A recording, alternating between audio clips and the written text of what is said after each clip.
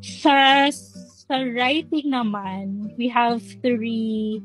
um we have three tasks, which is writing a letter or responding Mm-mm. to letters sa friend. So mag-i-invite ka lang ng friend kasi gusto mo siyang papuntahin para magbakasyon.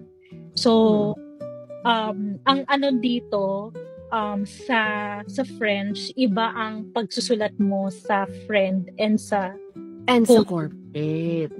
yeah, sa corporate or Okay, get. sa email. So, you have to know the difference. Madali lang yun kapag matututunan mo yun sa A1, A2. Madali lang yun. Tapos yung second task naman ay you have to write like article sa blog. So, for example, you Mm. have to say kung sino yung favorite artist mo. So, kunwari si Taylor Swift is my favorite artist. Hindi pwedeng ganun lang.